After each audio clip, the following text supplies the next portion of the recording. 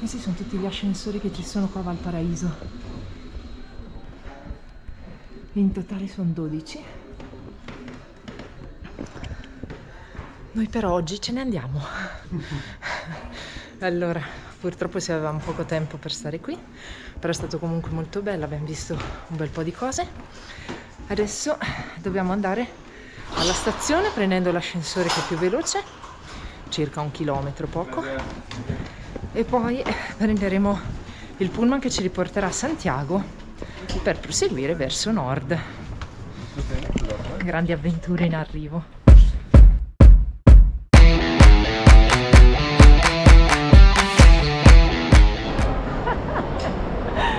Mentre aspettiamo il pullman mangiamo questo, qui in Cina è molto famoso tipo mangiare l'hot dog, pieno di 10.000 salse diverse. Che salse sono queste? All'aglio, al formaggio, Salsa a pedro, che non sappiamo cosa sia. Ha la bellezza di 1.000 pesos cileni e c'è pure sopra il bacon, quindi fantastico.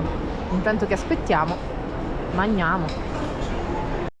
Siamo arrivati ad Antofagasta. Siamo in aeroporto? Sì, ma torna a casa? No, non è vero. Allora, siamo arrivati in realtà col pullman, abbiamo preso un pullman da Santiago, 17 ore, quindi ieri pomeriggio alle 5, e era diciamo il mezzo più economico per arrivare qui a nord. Siamo praticamente quasi al confine con la Bolivia e abbiamo pagato 29.000 pesos cileni, che sono circa 28 euro a persona. Come sempre Rebecca non paga, e per 17 ore è un prezzo davvero molto buono, molto molto buono, è meno di 2 euro all'ora, e quindi per il Sud America è fantastico, soprattutto per il Cile che non è il posto più economico che esista. Siamo qua adesso all'aeroporto di Antofagasta perché abbiamo deciso di noleggiare un'auto per andare a vedere un posto meraviglioso che c'è qui vicino, più o meno a 4 ore. Adesso però dobbiamo andare a vedere dov'è là c'è scritto Arriendo de Automóvil. Andiamo a vedere. Dalla stazione purtroppo dei pullman fino all'aeroporto non ci sono bus, quindi abbiamo dovuto prendere un taxi. Il taxi normale ci sarebbe costato 18.000 perché è circa 20 km, mentre invece Uber ci sarebbe costato 13.000. Noi abbiamo trovato 2 ragazzi che ci hanno dato il consiglio di usare un'altra applicazione che si chiama InDrive, che ci ha portato fino qua con 9.600 pesos, quindi circa 9,50 euro. È comunque tanto, ma non c'era altra possibilità, era la soluzione più economica, ecco. Adesso andiamo a vedere se riusciamo a prendere la nostra macchina, poi vi raccontiamo tutto del prezzo, di dove andremo, eccetera.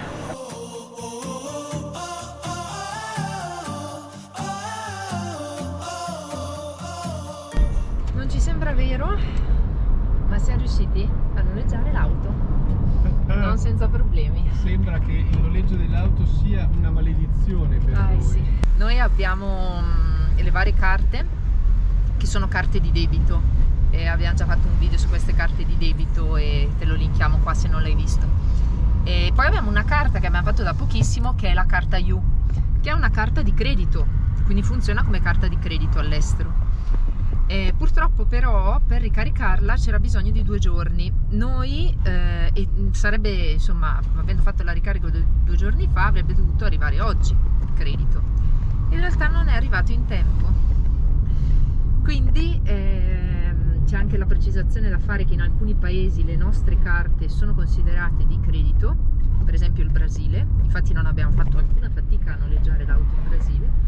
In questo paese che è il Cile purtroppo no, quindi la nostra carta di debito sono carte di debito e non permettono di noleggiare l'auto.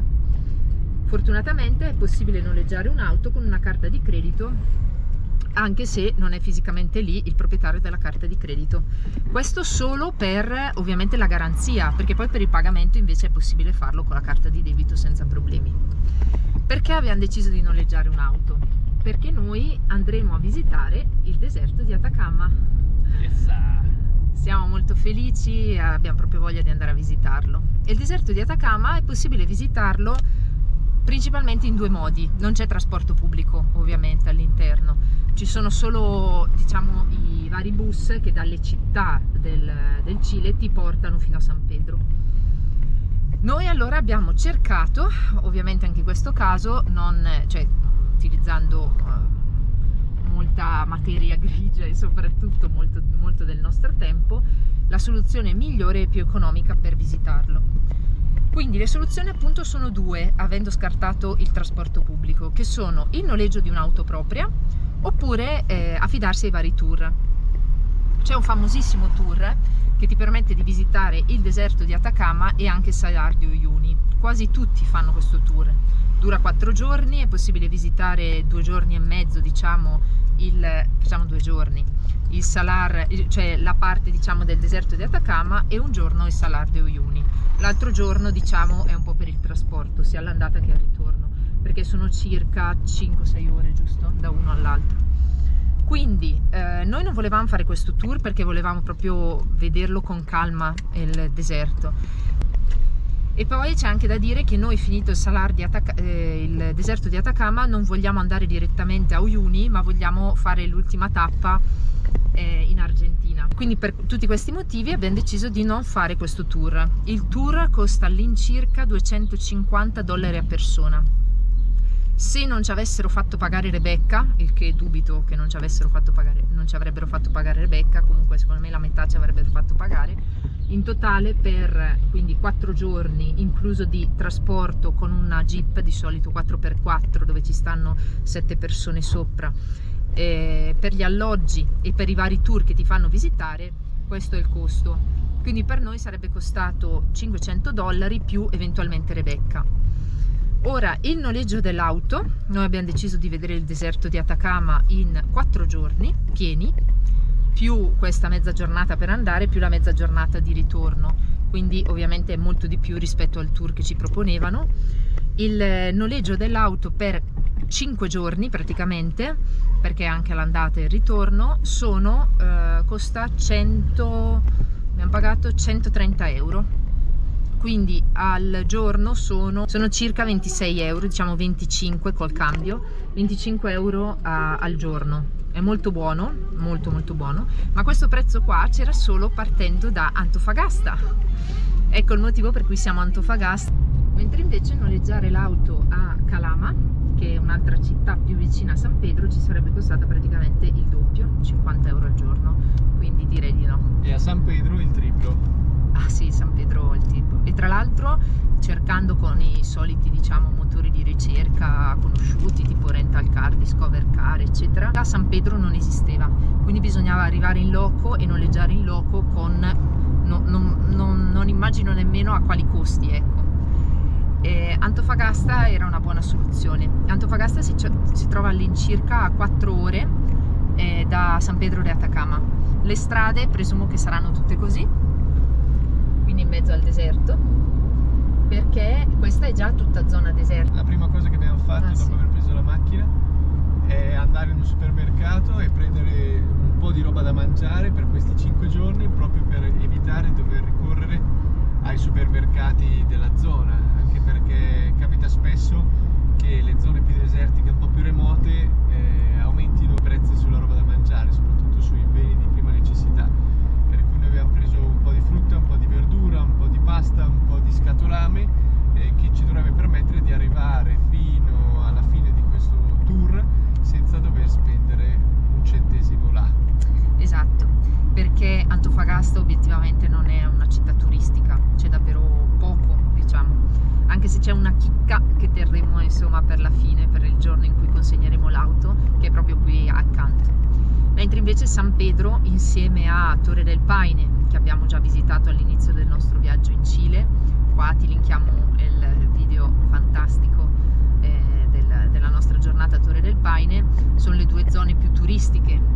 Poi ovvio anche la città di Santiago, ma di solito la città di Santiago è diciamo lo scalo principale, cioè tutti i turisti arrivano lì e poi vanno a nord per San Pedro e a sud per la Patagonia, o uno dei due insomma.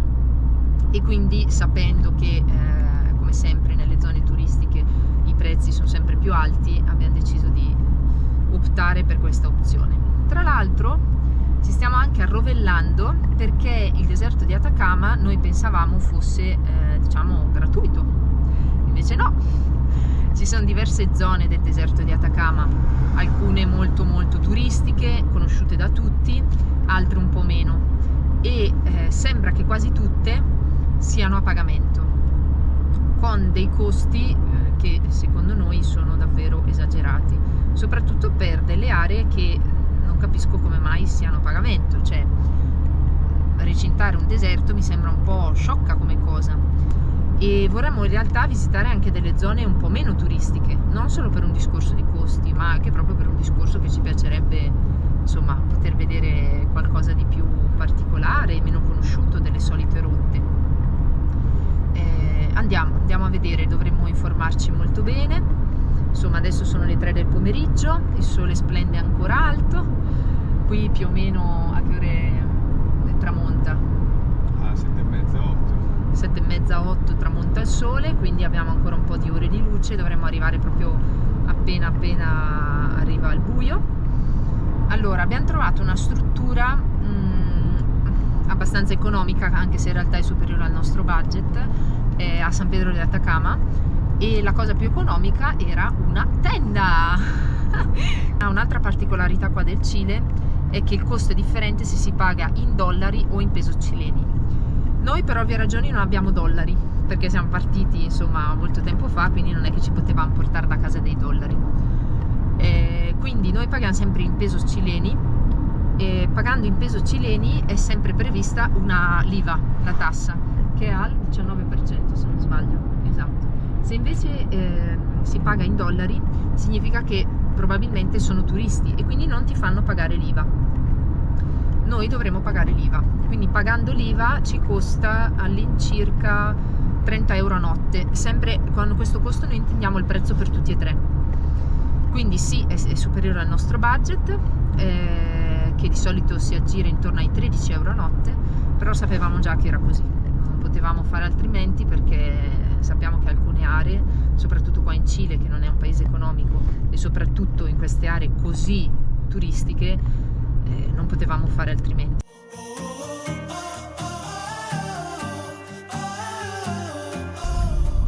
Bisogna pagare 2.600 pesos, quindi 2,50 euro. Il limite di velocità su questa strada è di 120, adesso 100.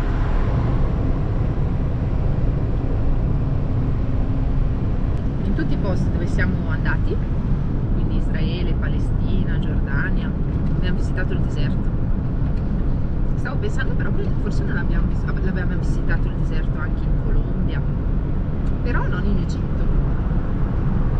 In Egitto ci è mancato perché abbiamo visitato l'Egitto in giugno, e quindi direi che a giugno era un attimino strong a fare il deserto in Egitto. E, insomma, adesso lo visiteremo anche qua, non vediamo l'ora.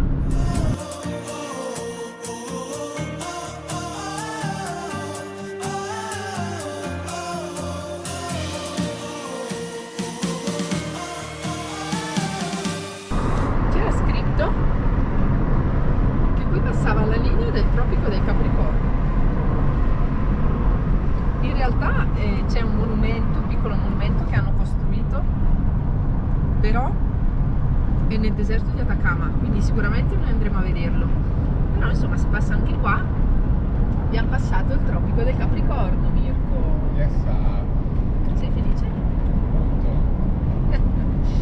Quando eravamo in Ecuador, a Quito, prima dell'infausto evento, Dopo l'infausto. appena dopo, è vero, l'infausto evento, eravamo andati a vedere la linea dell'equatore, e dicono che quella di Quito è proprio, ce ne sono due, ma in realtà una sola dicono che è proprio quella ufficiale, fatta con delle misurazioni insomma precise, esatto, precise eccetera, ed è l'unica al mondo che dicono che sia precisissima.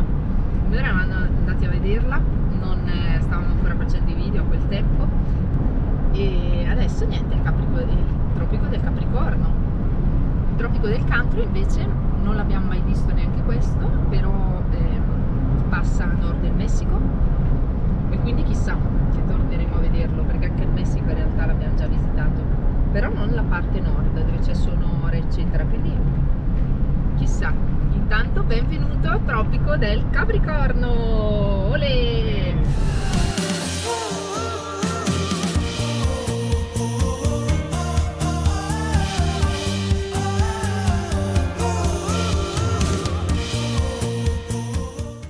Lampioni che si ricaricano con l'energia solare, con i pannelli, molto intelligenti. 192 km a San Pedro de Atacama. Nuovo pedaggio totale, quanto è? 2009, prima era 2006, ora 2009, Yuppidù, temperatura esterna 33 gradi centigradi. E adesso vediamo se ci accettano la carta, se no dovremo pagare in contanti. E il pedaggio, confermiamo che il secondo pedaggio non è possibile pagarlo in contanti.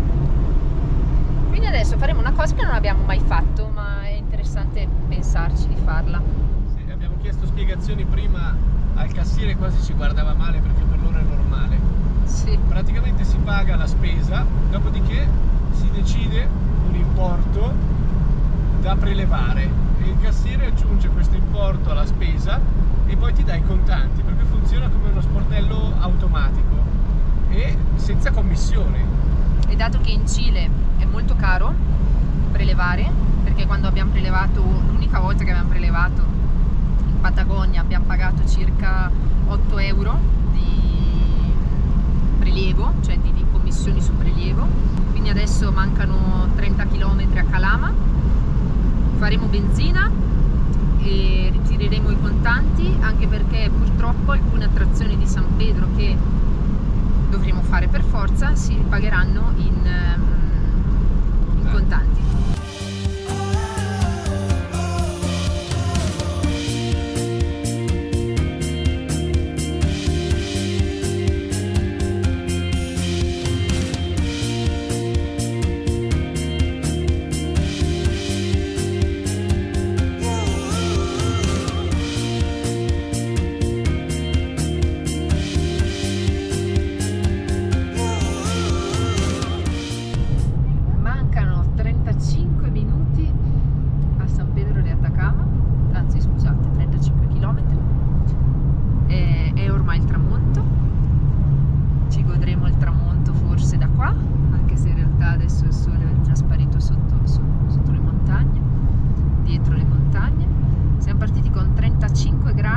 Adesso alle 7:30 di sera ce ne sono 14. Siamo partiti a 0 metri sopra il livello del mare e San Pedro sarà a 2002. Questo è la tappa del viaggio degli estremi, no? I colori sono bellissimi, c'è già un assaggio del deserto che tanto amiamo.